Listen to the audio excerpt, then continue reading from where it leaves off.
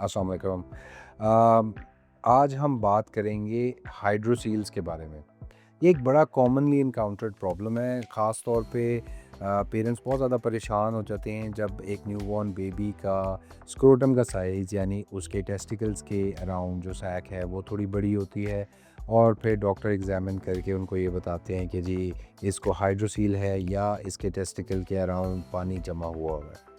So it is a very normal phenomena क्योंकि जब testicles बनते हैं तो इंट्रायूट्राइन लाइफ में यानी जब बेबी मदर के टमी में होता है तो वो इंट्रा अब्डोमिनली बनते हैं और फिर they come down to the scrotal sac यानी वो नीचे अपनी जगह पर पहुंचते हैं।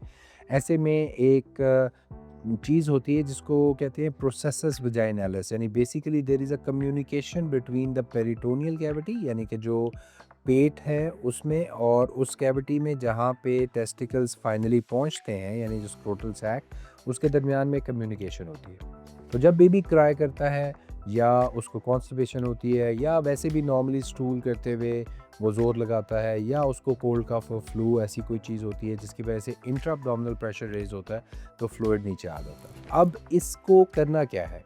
सबसे पहले तो सबसे इम्पॉर्टेंट चीज़ ये है कि there is nothing to worry. Mostly ये हाइड्रोसील्स जो होते हैं वे विद टाइम रिजॉल्व हो जाते हैं। How much time? They can take a few months to a year और may be more than a year. So 1.5 पौने 2 साल तक अगर कोई हाइड्रोसील रिजॉल्व ना हो तो फिर हम उसको फिक्स करने की तरफ सोचना शुरू करते हैं। यानी कि हम at around 2 years of age hydrocele अगर रिजॉल्व ना हुआ हो तो उसको फिक्स कर देते हैं। हाइड्रोसील्स की बहुत सारी टाइप्स होती हैं जिसमें कम्युनिकेटिंग हाइड्रोसील्स भी होती हैं, नॉन कम्युनिकेटिंग हाइड्रोसील्स भी होती हैं जिनको इंसिस्टेड हाइड्रोसील भी कहा जाता है। अगर तो ये हाइड्रोसील यानी कि टेस्टिकल के अराउंड पानी कम्युनिकेटिंग फॉर्म में हो यानी उसका communication with the abdomen intact हो तो वो बड़ा या छोटा होता रहता है और उसका साइज़ फ्लक्चुएट करता रहता है और हम इसको बड़ा इजीली डिटेक्ट कर सकते हैं और डायग्नोज कर सकते हैं। In that case we have multiple options of treatment and in case ये इंसिस्टेड हो गया हो यानी कि पानी नीचे आया और उसके बाद ऊपर वाला सुराख बंद हो गया तो वो पानी अपनी जगह पे एक सिस्ट की फॉर्म पे पड़ा रहता है।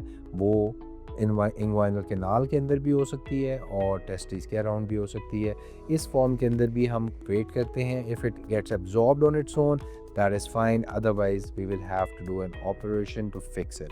This operation is pretty much similar to a hernia operation.